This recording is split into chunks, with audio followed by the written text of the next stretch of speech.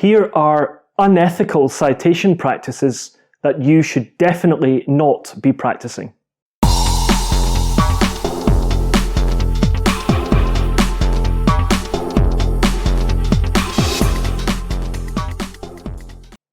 Welcome back to That's Academic. It's Stephen Thomson here. If you're new to this channel, consider checking out the other videos that I have up covering various aspects of research, teaching, and other elements of academic life. In this video, I'm going to be speaking about something a little bit different, and those are unethical citation practices.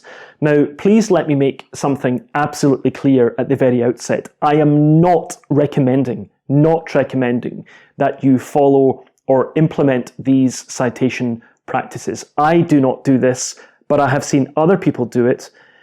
I regard it as unethical and cheating. Why, therefore, am I speaking about it on this platform if I'm not encouraging you and advising you to do it? Because if, like me, you thought that academia was all about meritocracy and it's all squeaky clean, certainly I was quite naive in that regard when I was doing my PhD, then you're going to learn when you're in academia that there are people out there who are just trying to game the system. And you can do that. You can try to manipulate citation techniques and so on in a way that is a little bit unethical, and there might be some short-term gain in that. But your reputation is going to catch up with you at some point, and other people are then, I would say, not going to take you or your work seriously if they think, well, that person's just cheating or that person's a bit of a fraud or something like that. I hear this being said about some scholars, and you just don't want those kinds of labels to be attached to you as an academic. In addition to that, there is nothing wrong with being strategic, and you have to be strategic, but this should not become an overly cynical exercise. We don't go into academia just to play games and to try to cynically manipulate numbers and metrics and mechanisms and systems. Fundamentally, we go into academia because we love our subjects and we're passionate about the areas of research that we engage in. And I think if that is lost beneath cynical game playing and exploiting and manipulating other people or systems, it just becomes the most hollow, pointless, cynical exercise that I think is just really distasteful, and it doesn't build good values and good virtues into the academic system. So what I'm really doing here is letting you know about some of the stuff that goes on, and I've seen this stuff going on with some other people, and we're kind of trying to expose it. Clearly, I'm not going to be naming who these people are, but you might know of some people also who've been engaging in some of this stuff. And I just want you to be aware that this stuff goes on, because I did not know that some of this stuff went on until I saw some other people engaging in it. And I just think if the more people who are aware that this stuff goes on, the more people will be on the lookout for that kind of behavior and will say, that is something I should be aware of, it's something I should avoid, and I should build up my reputation based on serious academic work, respect among other colleagues, both within my institution and elsewhere. So in another video, I'm going to speak about Google Scholar. I don't like Google Scholar, and I'll be telling you why in another video. In fact, I don't even make my Google Scholar profile public because there are a lot of people out there who are manipulating Google Scholar in a way which I think is really dishonest and unethical. So I will speak about Google Scholar in another video.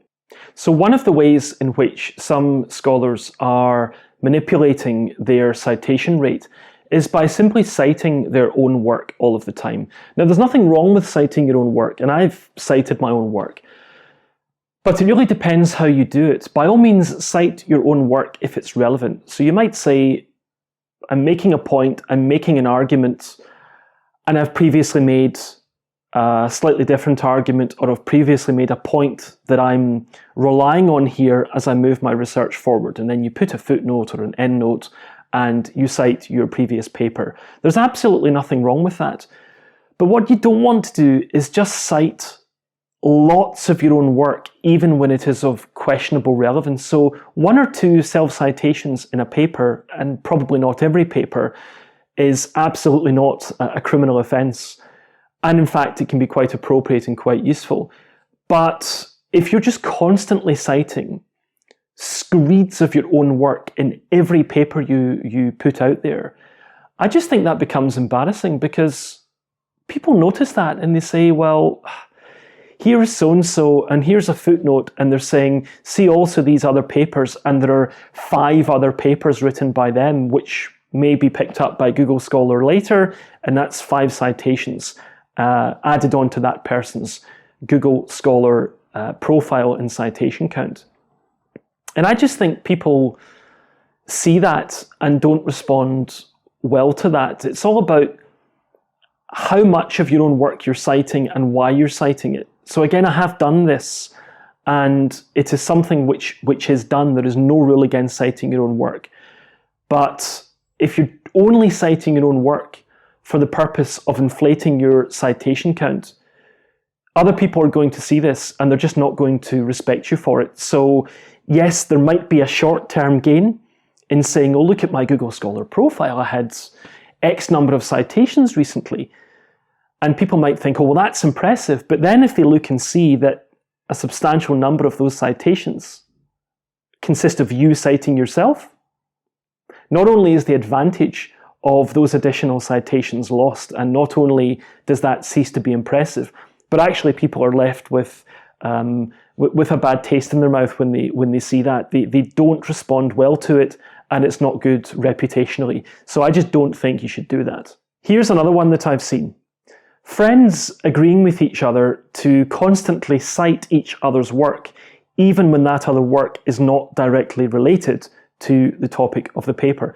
Again, this is simply embarrassing. So I've seen some people, they will not be named, of course, and whenever you see that person's paper, you look at the footnotes or the endnotes and you think, I bet they are citing person X again, who's a friend of theirs, who is not even publishing on this, or not even writing on this particular area, and sure enough, there are the citations. This just oozes of dishonesty, and it oozes of a really cynical approach to academic work and to publishing your research.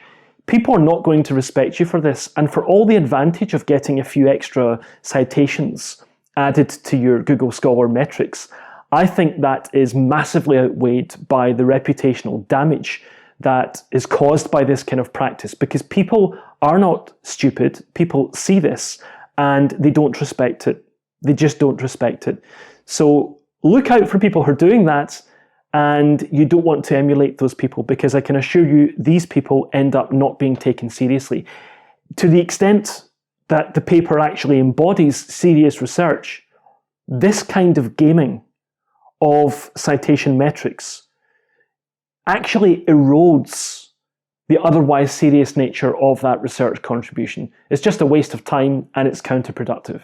So here's a third unethical approach to citation practices that I would absolutely not recommend, and that is reheating, repackaging the same piece of work multiple times, paraphrasing it slightly, changing the title slightly, and basically publishing the same paper in a few different guises in a few different outlets or a few different venues, and thereby multiplying your citation count.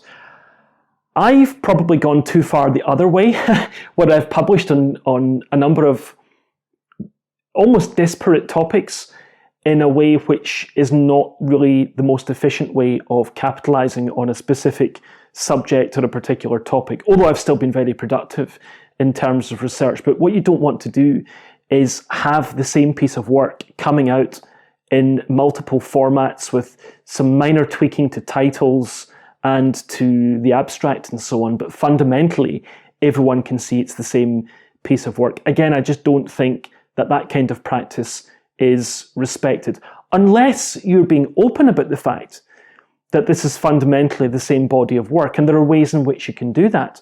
That would not be dishonest. But to try to put work out there and pass work off as new work another new original piece of research, when actually it's just the same body of work which is being reheated and put out in multiple locations, multiple venues. I just, again, don't think this is something which builds up your reputation. There are people who simply will look and say, oh, well, he has that number of publications, or she is published in, look at the number of publications that she has within a given period of time.